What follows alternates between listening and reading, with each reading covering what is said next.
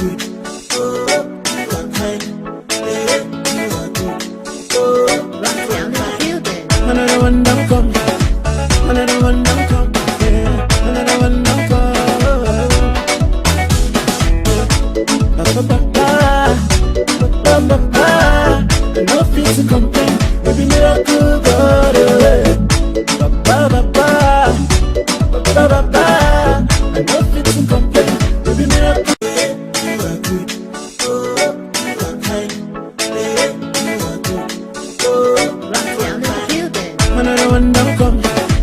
Another one don't come. Yeah, another one don't come. Ba ba ba ba ba ba ba. No fit to complain. Baby miracle God. Ba ba ba ba ba ba ba.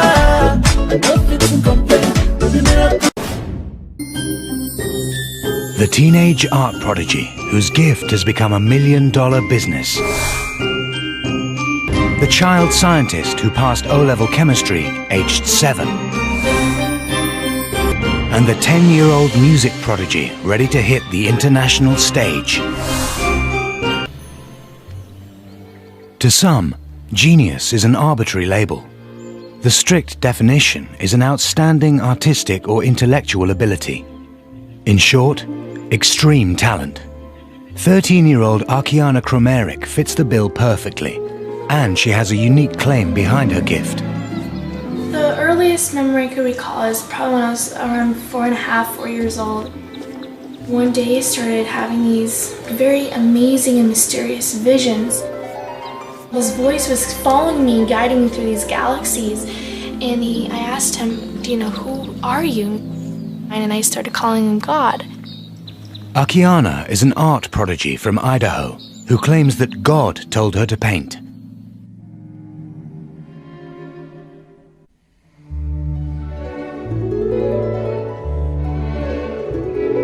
And for 9 years, she hasn't stopped.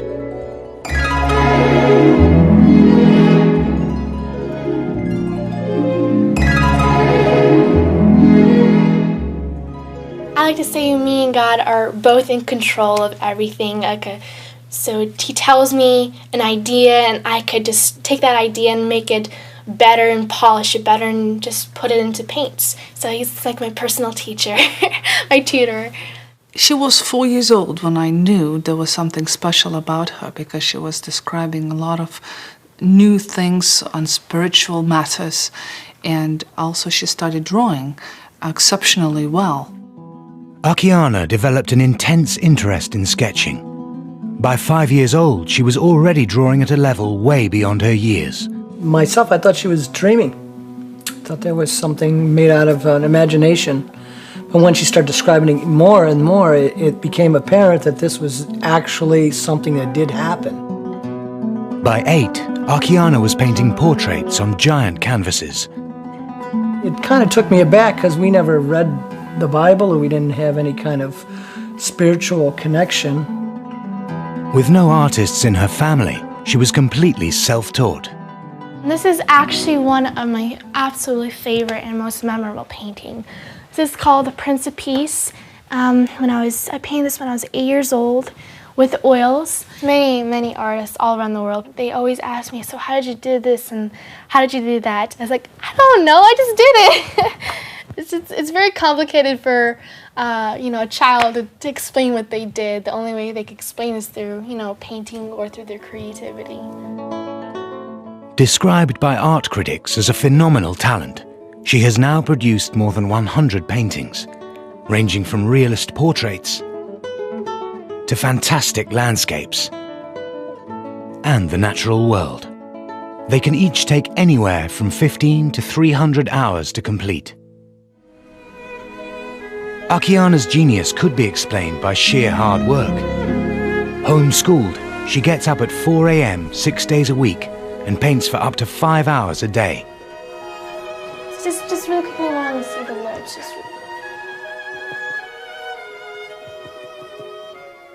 sometimes there are days, sometimes when she's finishing up a painting, she might paint for 12, 14 hours.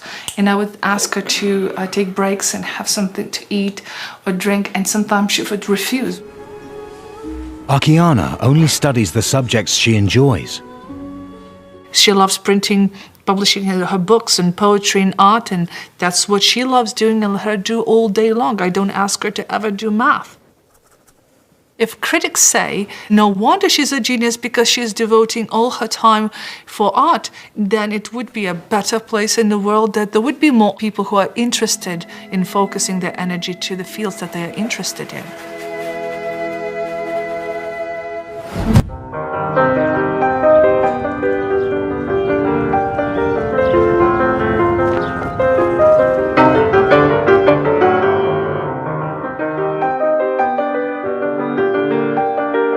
Every time I look at him and when I see it, it is, I don't know, it blows me away. I look at him and I say, wow.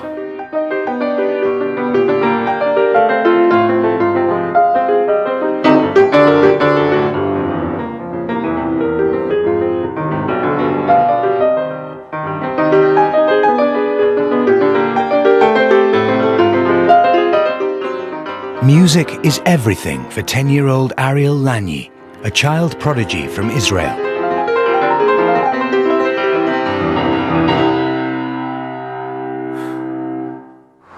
Ariel is more than just a pianist. He's a composer too. Well, this could be an intro, and then there could be a totally This was there different... before? Yeah. No, that's what I want to write now. No, first of all, I want to jot down the intro Okay. before we start anything. But didn't Then you have a subject? You had a subject. I'm going to do my Opus 8, Opus 9, and Opus 10, so I'm going to work on Opus 6, Opus 7. I don't have to do so. Then I'll work on Opus 8, then on Opus 9, and then on Opus 10. His achievements are beyond, far, far beyond of any most gifted child that I've known. The question was, why do you take criticism from your teachers and not from your parents? And not from your mother. And not from your father either. Well, because my teachers are way smarter. Well, that's nice. That's a nice. Parents Gabi and Olga have raised their son in a home dominated by music. Ariel was destined to be a pianist right from the off. No, teachers? We were negotiating for a piano when Olga was pregnant with Ariel, and she said, "Well, why are you so anxious about it? What's the big deal? He's not going to come back home from a hospital and start taking piano lessons." And I said, "No, but I don't want to bring a child back from the hospital into a home that doesn't have a piano." Neither Gabi nor Olga could play the piano. It was for one person only, their newborn child.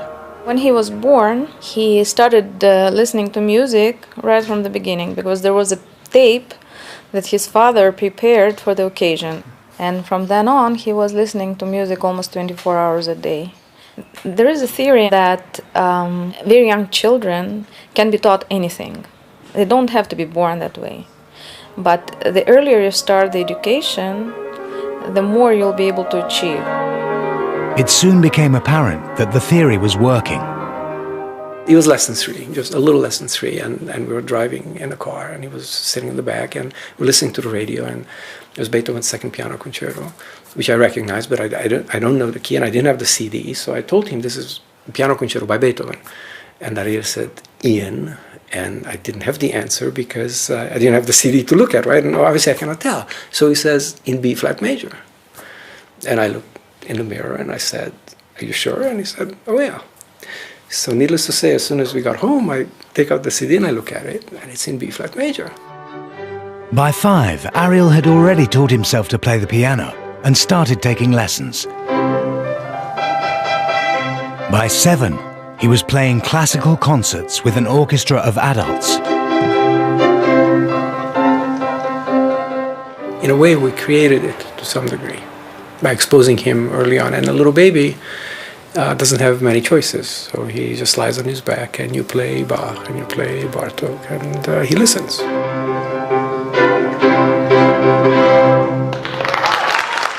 Ariel is now firmly on the path for a life of music.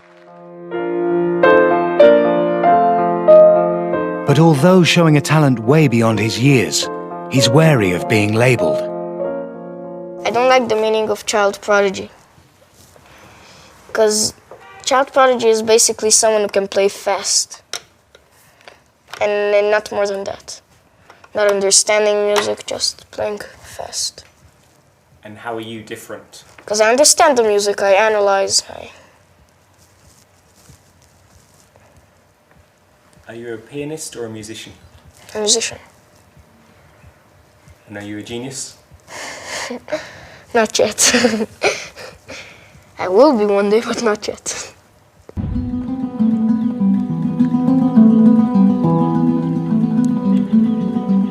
"13-year-old art prodigy Akiana Krameric absolutely believes that her God-given talent is behind her extraordinary success.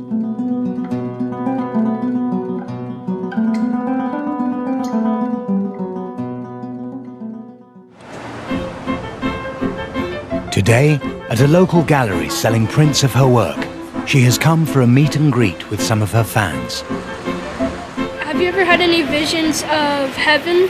Yes, actually, for a couple years since I was 4 to 7 years old, I had constantly visions of heaven, and I use those visions and I paint them. When I'm thinking that, you're at your age and you're already, so established in this industry, I look up to you. Thank you. That's a very inspiration to me. Thank you. She's really been in touch with another dimension that is not common to our normal human experience. It's definitely projected. She's like a projector from God onto a canvas. An artist since the age of 4, this is no mere hobby for Akiana. Her prints alone sell for thousands of dollars. At home, she is the sole breadwinner, with her parents and brothers carrying out specific roles in her business. Being the main moneymaker in the house is a great responsibility, but actually when I paint, I just don't feel like I'm making money, I'm making the business, but it just feels like I'm having fun with the painting. But Akiana's genius has made her family rich. Since it's slow now and the economy's kind of a little flattened out, I probably do, or we do, I should say we, 50 prints a month. Now a print is $1,800 US dollars to $3,100. On top of the $100,000 plus a month they make from prints, every so often they sell an original. Well, the most originals are between $100,000 and $300,000. Our highest one sold is $175,000, and that was a challenge. That was the one with the horse in the middle of the pine trees with in the snow, and it sold to a rancher down in Texas. We try not to sell the originals. She has control, because all of this you see here is all hers. So when she's 18, this is hers. I walk out of the picture and I do something else. And the fruits of Akiana's labor? A new $1 million family home. She'll be painting in this area here. We'll have her probably easel here. I don't know if an easel on this wall or easel on that wall. But we also gave her a little kitchenette where she'd be able to have her daily coffee or tea, wash her brushes. But is this a normal childhood for a 13-year-old girl? If a normal childhood is to sit in front of television and just be on cellular phone for 3-4 hours a day, I don't know if that's normal childhood. I consider a normal childhood being able to serve other people, to help other children, to enjoy what you're doing, to be together with a family. Yeah, I agree on that. I have nothing to add to that one. She's not missing out a thing.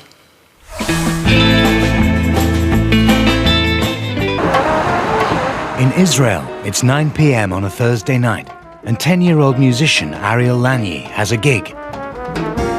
At the tender age of 7, he branched out onto the jazz scene.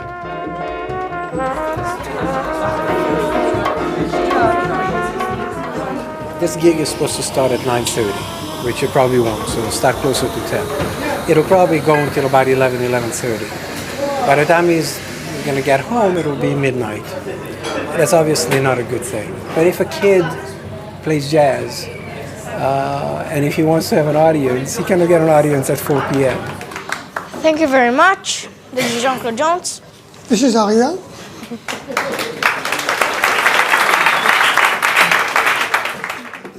But can a child of 10 handle the strain of such a late-night gig?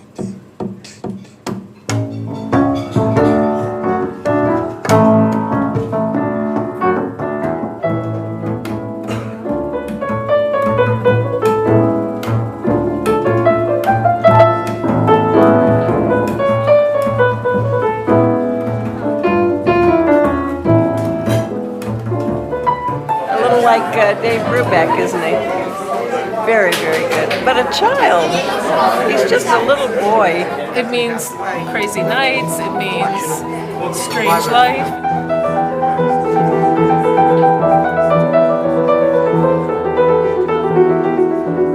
It's a payoff between what is this child going to give to the world as he grows up and what is he going to sacrifice as a human being. As the set continues, the late night starts to take its toll.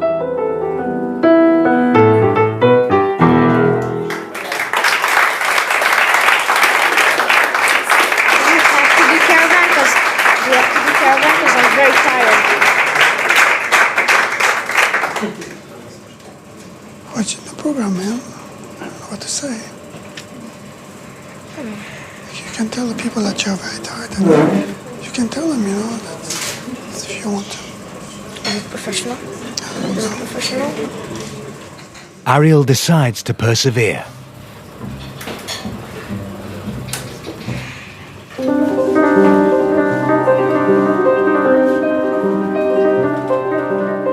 It's now 10:30 p.m.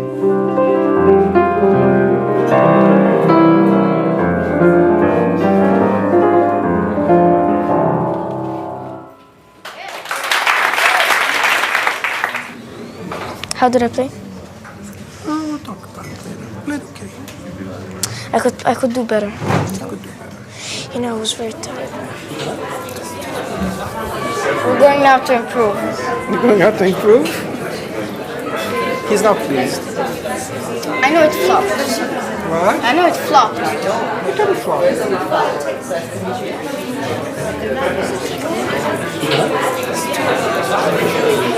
In exactly 6 weeks, Ariel makes his European debut at a jazz festival in Italy.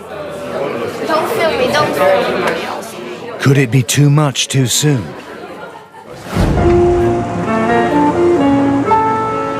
Getting the balance right between protecting and encouraging a gifted child is incredibly difficult. But in Singapore, Valentine Corley is determined that his 8-year-old son Einan reaches his full potential. Complex processes in an organism begin when a molecular key fits into a correspondingly shaped molecular lock. Exactly. The key can be a relatively small molecule circulating in a body fluid, whereas the lock is usually a large molecule known as a biological receptor that is often found embedded in a cell membrane. Einan Corley's love of science was spotted when he was 6 years old. You don't like, okay. We discovered that he was interested in chemistry when he was at his aunt's house. He found a chemistry book and he was reading it.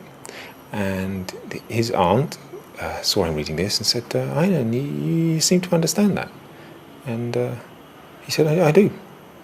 And so she went away and got an exam paper, gave it to him, O-level exam paper, and he answered the questions correctly.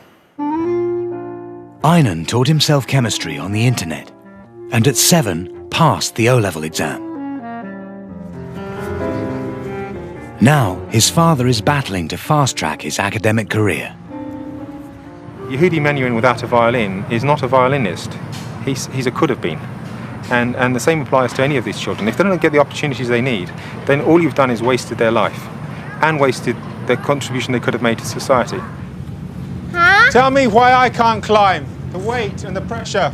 Daddy can't climb because he is so heavy. If he steps over here, he will ruin his feet. Because his weight exerted on a small area will cause a lot of pressure. He weighs 111 kg. And the surface area is roughly how much? Square inch, a square inch. A square inch. Can you imagine what would have happened if Leonardo da Vinci had never been apprenticed to an artist? None of his work may have happened. To put a child like that in an ordinary school is a kind of abuse. From his perspective, school is in slow motion, which is how he described school to me one day. He said to me, the only thing I like about school is my friends. So he does have that, but the actual lessons don't give him anything at all. Nothing. They cannot. Although Einan must continue attending primary school, Valentine has arranged for him, aged just 8 years old, to also study chemistry at degree level. It's only the third-year students here get to do the experiments because they have gone through first and second-year training. But for Einan, he just comes in as if he's gone through the first and second-year training already. He basically knows what to do. If I increase the concentration of nitrogen, what would happen? Reaction. Very good. Reaction would go to the right to reduce the concentration of nitrogen according to the Chatelier's principle. If I increase the concentration of chlorine, what's going to happen? Yeah, equilibrium will shift to the right. He has the mind of an 8-year-old, but the intelligence which is roughly the same of ours, which is a bit stressful if you work with him. Subsequently, you need to wash it with sodium chloride. Huh? Tell me why we need to do this. I'll leave it to you to find out, okay? Why do you need to wash with sodium chloride? Anybody can tell me now? Go on. It aids layer separation. Yes, it aids layer separation. It's very obvious that he's a prodigy, and I think that the people here are very welcoming of that. I had worried they might not be, but no, there's no worries at all. But it would seem Einan might not be the only genius in the family. His father, now a freelance writer, originally studied natural sciences at Cambridge. When I was a child, I had many different gifts, but I don't think that they were given the full opportunities they needed to be expressed. To your mind, is any of Einan's ability inherited from his parents? Yeah, I would say so. The funny thing is that his scientific interests parallel my own, age for age, as a child. He starts expressing interest in chemistry at 6. It's the same age I became interested in chemistry. Okay? So it's the same pattern, and yet we didn't guide him in this pattern, we just let him be. And he chose the same path. It's easy for a child in that position to end up frustrated. And having, known that situation myself, I don't want to see him frustrated. I want to see him develop at his own pace, in the areas of his interest, and become the full human being he is intended to be.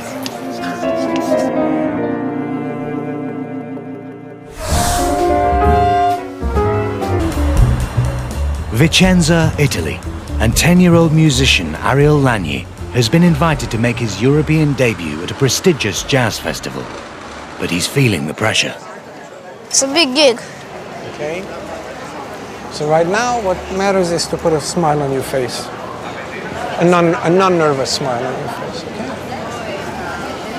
okay?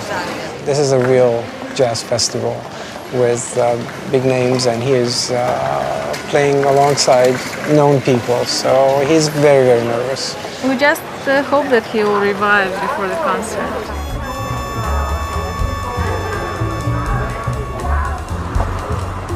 Later that evening, an audience of jazz aficionados gathers to watch Ariel and jazz partner Jean-Claude Jones.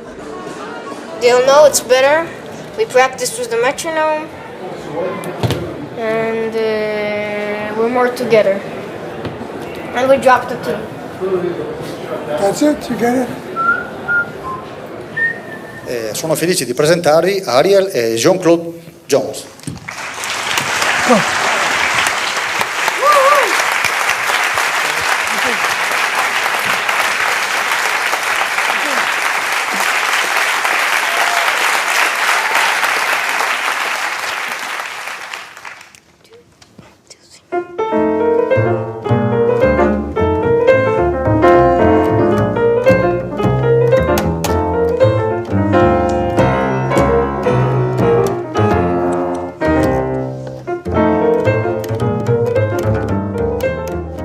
Dad Gabby is in the wings throughout.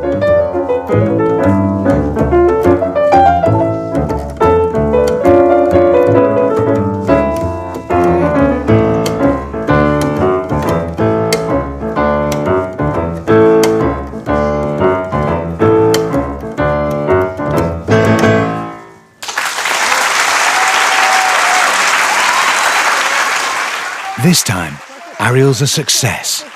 Fantastic. I never thought that a little child like him could do something like that. A genius, more than a genius, I think. I was so surprised. How do you say in English? Goosebump? I had a goosebump on my arms. Thank you, Jean-Claude Jones.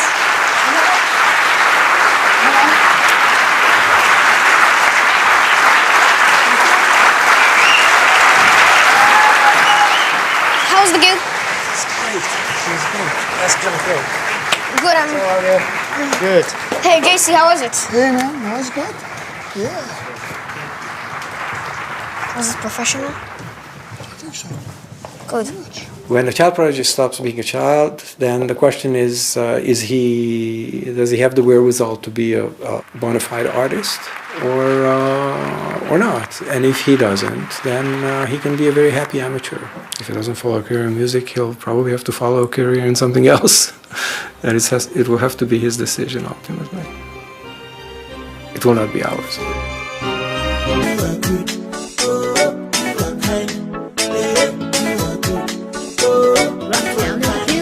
Another one don't come. Another one don't come. Yeah. Another one don't come. Ba ba ba ba ba ba.